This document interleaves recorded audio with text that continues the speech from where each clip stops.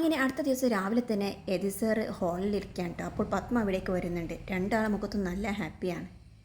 പത്മ വേദമോൾ എവിടെ എന്ന് ചോദിക്കുന്നുണ്ട് യതി സാറ്. ഞാൻ വിളിച്ചു, അവൾ റെഡിയായിക്കൊണ്ടിരിക്കുകയാണ് എന്ന് പറയാൻ കേട്ടോ പത്മ. അപ്പോൾ ചിരിച്ചുകൊണ്ട് യതി സർ പറയുന്നുണ്ട്, ഈ ഒരു കാര്യത്തിൽ മാത്രമേ അവൾക്ക് കൃത്യതയുള്ളൂ. ബർത്ത്ഡേ ദിവസം വന്നാൽ രാവിലെ തന്നെ അവൾ ഒരുങ്ങിക്കോളും.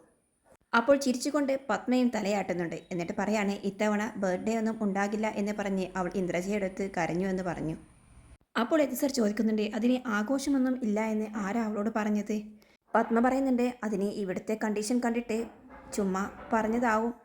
അപ്പോഴാണ് ഇന്ദ്രജയും വിജയും റെഡി ആയിക്കൊണ്ട് ഗിഫ്റ്റുമായിട്ട് താഴേക്ക് ഇറങ്ങി വരുന്നത്. ആഹാ, ഗിഫ്റ്റെല്ലാം നീ നേരത്തെ റെഡിയാക്കി വെച്ചിട്ടുണ്ടല്ലോ എന്ന് ചോദിക്കാൻ കേട്ടോ യതി സാറേ. ഇന്ദ്രജ പറയുന്നുണ്ട്, അതെ അച്ഛാ, അവളല്ലേ ആളെ, അവളെന്തായാലും ഇതൊക്കെ പ്രതീക്ഷിക്കും. ഇനി നേരത്തെ കൊടുത്തിട്ടുണ്ടെങ്കിൽ പിന്നെ ചോദിച്ചു വാങ്ങുന്നതിൽ ഇതിൽ വലിയ കാര്യമില്ലല്ലോ. അത് കേട്ടുകൊണ്ട് യതി സാറും പത്മയും ചിരിച്ചുകൊണ്ടിരിക്കുകയാണ്. അപ്പോഴാണ് സൂര്യയും നന്ദിനിയും അവിടേക്ക് ഗിഫ്റ്റുമായിട്ട് വരുന്നത്. ആ ഡാഡി, വേദ എവിടെ എന്ന് ചോദിക്കുന്നുണ്ട്. അവളെ പ്രതീക്ഷിച്ചാണ് എല്ലാവരും ഇവിടെ ഇരിക്കുന്നത് എന്ന് യതി സാർ പറയാണ്. അപ്പോൾ സൂര്യ പറയുന്നുണ്ട്, സത്യം പറഞ്ഞാൽ ആഘോഷത്തിൻ്റെ ദിവസമാണ് രസം. അങ്ങനെയാകുമ്പോൾ എല്ലാവരുടെ മുഖത്ത് ഒരു തെളിഞ്ഞ ചിരിയൊക്കെ കാണുമല്ലോ. അങ്ങനെ പറഞ്ഞുകൊടുക്കുമ്പോഴാണ് കേട്ടോ വേദയുടെ എൻട്രി. പുത്തനുടുപ്പ് ഇട്ട് നല്ല സുന്ദരിയായിട്ട് നല്ല സ്റ്റൈലായിട്ട് തന്നെ അവൾ ഇറങ്ങി വരികയാണ്. എല്ലാവരും അത് നോക്കിക്കൊണ്ട് ചിരിച്ച് നിൽക്കുകയാണ് കേട്ടോ. സൂര്യ പറയുന്നുണ്ട്, ഞെട്ടിച്ച് കളഞ്ഞല്ലോടെ, ഇനി ഗംഭീരമായിട്ടുണ്ട് എന്ന് പറയാൻ. പത്മയായിട്ട് അയ്യോടാ ഇതാര് എന്നൊക്കെ പറഞ്ഞ് അവളുടെ മുടികളും ഡ്രസ്സൊക്കെ ഇങ്ങനെ തൊട്ട് നോക്കിയാണ് കേട്ടോ. ശേഷം വേദ യതി സാറിൻ്റെ കാലിൽ വീണ അനുഗ്രഹം വാങ്ങുന്നുണ്ട്. പിന്നീട് പത്മയുടെയും. ഇത് കണ്ടുകൊണ്ട് നിൽക്കുന്ന സൂര്യ ചോദിക്കുന്നതിന്, ആഹാ, നിനക്ക് ഇത്തരം ആചാരങ്ങളൊക്കെ അറിയാമോ? അപ്പോൾ നന്ദിനി പറയുന്നത്, ഞാൻ എല്ലാ ബർത്ത്ഡേക്കും ഇങ്ങനെ ചെയ്യാറുണ്ട്. അപ്പോൾ ചിരിച്ചുകൊണ്ട് സൂര്യ പറയുന്നുണ്ട്, ബർത്ത്ഡേക്ക് എല്ലാവരുടെയും കാല് പിടിക്കും, അത് കഴിഞ്ഞ് എല്ലാവരുടെയും കാല് വാരും അല്ലേടി. ഇത് കേൾക്കുമ്പോൾ വേദക്ക് ദേഷ്യം വരാൻ കേട്ടോ. അപ്പോൾ വേദ പറയുന്നുണ്ട്, കണ്ടോ ഡാഡി, ഇന്നെങ്കിലും എന്നെ കളിയാക്കാതിരിക്കാൻ പറ എന്ന് പറയാണ്. എടാ എന്നൊക്കെ പറഞ്ഞ് യതി സാറും അവനെ ഒന്ന് തമാശക്ക് ചൂടാവുന്നുണ്ട് കേട്ടോ. അപ്പോൾ സൂര്യ പറയുന്നത്, ഇന്നത്തെ ദിവസം നീ മുതിർന്നവരെ കാല് പിടിക്കുന്നുണ്ടെങ്കിൽ ഞാൻ നിൻ്റെ ഏട്ടനാണ്, നീ എൻ്റെ കാല് പിടിക്കടി എന്നൊക്കെ പറയാണ്. അപ്പോൾ വേദ അനുഗ്രഹം വാങ്ങാൻ വേണ്ടിയിട്ട് കുനിഞ്ഞതും സൂര്യ അവനെ പിടിച്ച് എഴുന്നേൽപ്പിക്കുകയാണ്. വേണ്ട, ഞാൻ വെറുതെ തമാശ പറഞ്ഞതല്ലേ. ഇതൊക്കെ കേൾക്കുമ്പോഴും കാണുമ്പോഴൊക്കെ പത്മയ്ക്ക് സന്തോഷം തോന്നാൻ കേട്ടോ. അവൾ ചിരിച്ചുകൊണ്ട് തന്നെ നിൽക്കുകയാണ് കേട്ടോ ഇവരുടെ ഓരോ കളി തമാശകളെ. ശേഷം വേദ ഹാപ്പി ബർത്ത്ഡേ എന്ന് വിജയും ഇന്ദ്രജയും പറഞ്ഞുകൊണ്ട് അവരുടെ ഗിഫ്റ്റ് കൊടുക്കാൻ കേട്ടോ. അത് തുറന്നു നോക്കുന്ന വേദ ശരിക്കും ഷോക്കാവാണ്. നല്ല ഡയമണ്ട് നെക്ലേസ് ആയിരുന്നു.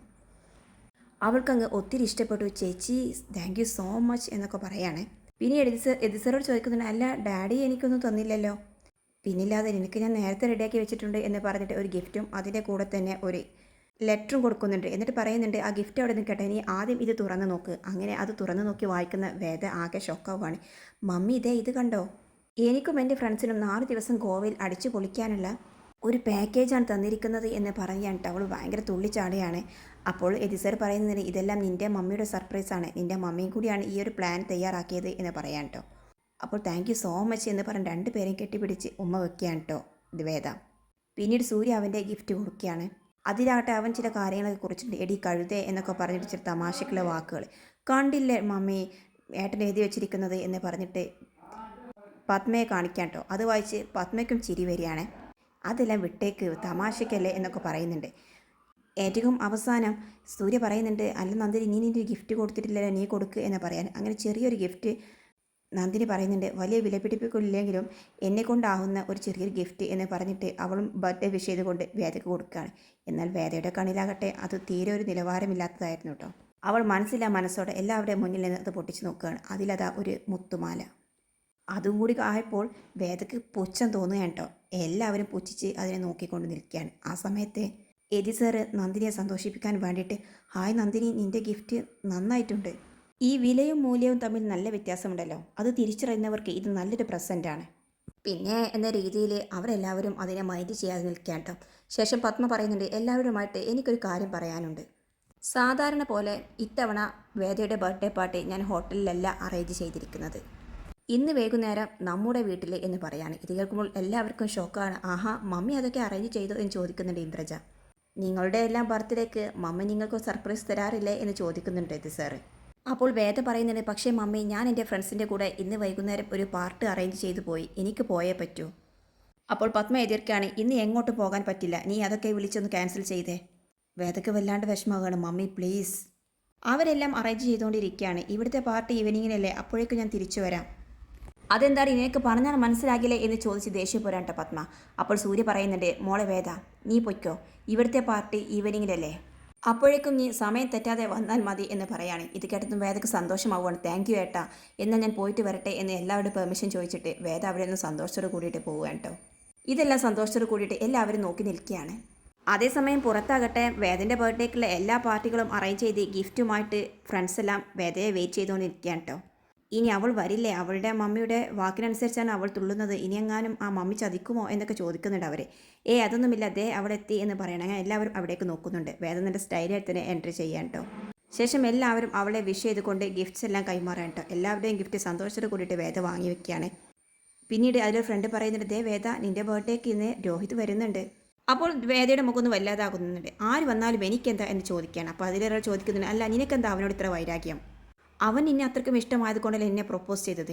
മാത്രവുമല്ല നമ്മുടെ കോളേജിലെ ഏറ്റവും നല്ലൊരു സുന്ദരിയായ ഒരു പെൺകുട്ടി തന്നെ അവനെ പ്രൊപ്പോസ് ചെയ്തിട്ട് പോലും അതവൻ നിരസിച്ചു. അങ്ങനെ എത്ര ആളുകളാണ് അവനെ പ്രൊപ്പോസ് ചെയ്തത്, പക്ഷേ അവനാണെങ്കിൽ ഒരേ ഒരാളെ മാത്രമേ പ്രൊപ്പോസ് ചെയ്തിട്ടുള്ളൂ, അത് നിന്നെ മാത്രമാണ്. നീ എന്തിനാ അവനോട് ദേഷ്യം കാണിക്കുന്നത് എന്നൊക്കെ പറയാൻ കേട്ടോ. ആ ഒരു സന്ദർഭത്തിലാണ് രോഹിത് അവിടേക്ക് കയറി വരുന്നത്. എല്ലാവരും കൂടി രോഹിതിനെ വെൽക്കം ചെയ്യുന്നുണ്ട്. അങ്ങനെ രോഹിതിനോട് അവർ പറയുന്നുണ്ട്, അല്ല ഇങ്ങനെ ബർത്ത്ഡേ പാർട്ടി ആയിട്ടും നീ ഇങ്ങനെ വെറും കൈയോടെ വന്നല്ലോ, നീ അവൾക്കൊരു ഗിഫ്റ്റ് കൊടുക്കുമെന്ന് പ്രതീക്ഷിച്ച് കാത്തിരിക്കുകയായിരുന്നു, അതെന്താണെന്ന് അറിയാൻ വേണ്ടിയിട്ട് എന്നൊക്കെ പറയാണ്. അപ്പോൾ രോഹിത് പറയുന്നുണ്ട്, ഞാൻ ഗിഫ്റ്റ് കൊണ്ടുവന്നിട്ടുണ്ട്, അത് കാണണമെങ്കിൽ എല്ലാവരും ഒരു സൈഡിലോട്ട് മാറി നിൽക്കണം, എന്നിട്ട് ലൈറ്റ് എല്ലാം ഓഫ് ചെയ്യണം എന്ന് പറയാണ്. അപ്പോൾ അതിലൊരാൾ ചോദിക്കുന്നുണ്ട്, എടാ കുഴപ്പം പിടിച്ച വല്ല പരിപാടിയുമാണോ, പ്ലീസ് ലൈറ്റ് ഓഫ് എന്ന് പറയാണ് അവൻ. അങ്ങനെ ലൈറ്റെല്ലാം ഓഫ് ചെയ്യാണ്. അപ്പോഴതാ തൊട്ട് മുന്നിലൊരു സ്ക്രീൻ തെളിയുന്നു. ആ സ്ക്രീനിലെ വേദയുടെ കുട്ടിക്കാലം മുതൽ ഇന്ന് വരെയുള്ള ഓരോ ഫോട്ടോകൾ മാറി മാറി വരികയാണ് കേട്ടോ. ഇതെല്ലാം കാണുമ്പോൾ എല്ലാവർക്കും അത്ഭുതം തോന്നുകയാണ്. വേദക്കാകട്ടെ വല്ലാതൊരു ഇഷ്ടവും അവളാകെ ഇമോഷണലൊക്കെ ആവുകയാണ്. അങ്ങനെ അവസാനം ബർത്ത്ഡേ വിഷ് ചെയ്തുകൊണ്ട് ആ സ്ക്രീൻ ഓഫ് ആകുകയാണ്. ശേഷം ലൈറ്റെല്ലാം തെളിയാൻ കേട്ടോ. ഈ സമയത്ത് വേദ വന്നിട്ട് രോഹിതിനെ വന്ന് കെട്ടിപ്പിടിക്കുകയാണ്. എന്നിട്ട് താങ്ക്സ് ഒക്കെ അറിയിക്കുകയാണ്. ഇതെല്ലാം കാണുമ്പോൾ എല്ലാവർക്കും സന്തോഷമാവാണ്, രോഹിതിനും അതെ. കലക്കി മോനെ, എന്താ ഒരു പഞ്ച് എന്നൊക്കെ പറയുന്നുണ്ട് അതിലൊരാൾ. എന്നിട്ട് പറയുന്നത്, ഈ നമുക്ക് കേക്ക് കട്ട് ചെയ്യാം. അങ്ങനെ വേദ കേക്ക് കട്ട് ചെയ്തതിന് ശേഷം ആദ്യം തന്നെ രോഹിതിൻ്റെ വായിലേക്ക് വെച്ച് കൊടുക്കാൻ രോഹിത് തിരിച്ചു. അങ്ങനെ വളരെ ഗംഭീരമായിട്ട് തന്നെ ഫ്രണ്ട്സിൻ്റെ ട്രീറ്റ് അവിടെ നടക്കുകയാണ് കേട്ടോ. അതേസമയം സൂര്യയെയും നന്ദിനിയെയും കാണിക്കുന്നുണ്ട്. നന്ദിനി പറയുന്നുണ്ട്, സർ ഞാൻ രേവതിയുടെ വീട്ടിലേക്ക് ഒന്ന് പോകട്ടെ, കുറച്ച് കഴിഞ്ഞ് വരാം. അപ്പോൾ സൂര്യ പറയുന്നത്, അതെന്താണ് ഇപ്പോൾ പ്രത്യേകിച്ച്? അങ്ങനെയല്ല സർ, ഇവിടെ പാർട്ടി നടക്കുമ്പോൾ ഞാൻ ഇവിടെ ഉണ്ടാകാൻ പാടില്ല, ഞാൻ ഉണ്ടായാൽ പത്മാമേടത്തിന് അത് പ്രശ്നമാകും. വരുന്ന ആളുകളെല്ലാം ഇതാരാണ് എന്താണ് എന്നെക്കുറിച്ച് ചോദിക്കില്ലേ, അത് കൂടുതൽ വിഷമമാകും. ഞാനില്ലാതിരുന്നാൽ അങ്ങനെ ഒരു ചോദ്യം ഉണ്ടാകില്ലല്ലോ എന്ന് പറയാണ്. സൂര്യ പറയുന്നത്, നീ എവിടേക്കും പോകുന്നില്ല, നീ ഇവിടെ തന്നെ വേണം, ഈ വീട്ടിലൊരു പാർട്ടി നടക്കുമ്പോൾ നീ എവിടെ പോകാനാ? അപ്പോൾ നന്ദിനി പറയുന്നുണ്ട്, അതെല്ലാം സൂര്യ സാറിന് ഓർമ്മയുണ്ടല്ലോ, കഴിഞ്ഞ ദിവസം ഈ വീട്ടിലൊരു പാർട്ടി നടന്നപ്പോൾ സാറ് കാണിച്ചു കൂട്ടിയത് എൻ്റെ ബർത്ത്ഡേ ആഘോഷിച്ചതെല്ലാം. അതുപോലെയുള്ള വല്ല പ്ലാനുമാണെങ്കിൽ എന്നെ അതിന് കിട്ടില്ല, ഞാൻ ഇവിടെ നിന്നും ഇറങ്ങി പോകും എന്ന് തന്നെ പറയട്ടോ നന്ദിനി. സൂര്യ പറയുന്നത്, എടോ അങ്ങനെയൊന്നും ഉണ്ടാകില്ല, നിനക്കൊരു പ്രശ്നവും വരാതെ ഞാൻ നോക്കിക്കോളാം എന്നൊക്കെ പറയാണ്. നന്ദിനി പറയാണ്, അങ്ങനെയാണെങ്കിൽ സാറ് ഇന്നത്തെ ദിവസം മദ്യപിക്കാൻ പാടില്ല, അതിന് പറ്റുമോ എന്ന് ചോദിക്കുകയാണ്. അപ്പോൾ സൂര്യ, അയ്യോ അതെന്തിനാന്നൊക്കെ ചോദിക്കുന്നുണ്ട്. സാറ് കുടിച്ചു കഴിഞ്ഞാൽ പിന്നെ സാറിന് തന്നെ തലയ്ക്ക് വെളിവുണ്ടാകില്ല, പിന്നെ എന്തൊക്കെ വിളിച്ച് പറയുക എന്തൊക്കെ ചെയ്യുക എന്ന കാര്യത്തിൽ യാതൊരു ഉറപ്പുമില്ല. അതുകൊണ്ട് സാറെങ്ങനെ മദ്യപിക്കുകയാണെങ്കിൽ ഞാൻ ഈ വീട്ടിൽ നിന്നും പോകും, ഫംഗ്ഷൻ കഴിഞ്ഞ ശേഷം മാത്രമേ തിരിച്ചു വരികയുള്ളൂ എന്ന് നന്ദിനി പറയാണ്. അങ്ങനെ അവസാനം സൂര്യ മദ്യപിക്കില്ല എന്ന് വാക്ക് കൊടുക്കുകയാണ് കേട്ടോ. തിരിച്ച് നന്ദിനി ഇവിടെ നിൽക്കാമെന്നും ഉറപ്പ് കൊടുക്കുകയാണ്.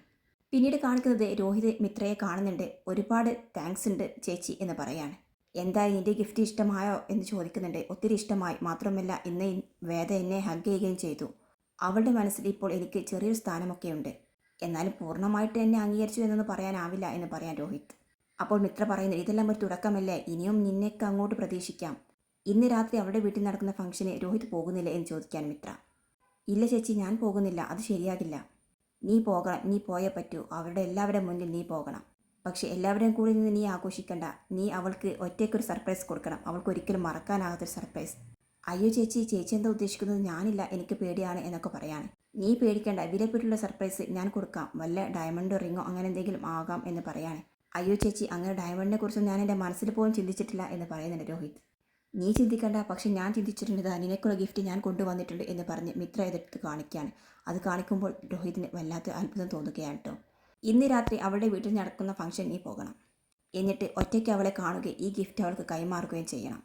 ഇതും കൂടി ആകുമ്പോൾ അവളുടെ മനസ്സിൽ നിനക്ക് വലിയ സ്ഥാനം തന്നെ ഉണ്ടാകും. അങ്ങനെ രോഹിത് പോകാമെന്ന് സമ്മതിക്കുകയാണ് കേട്ടോ.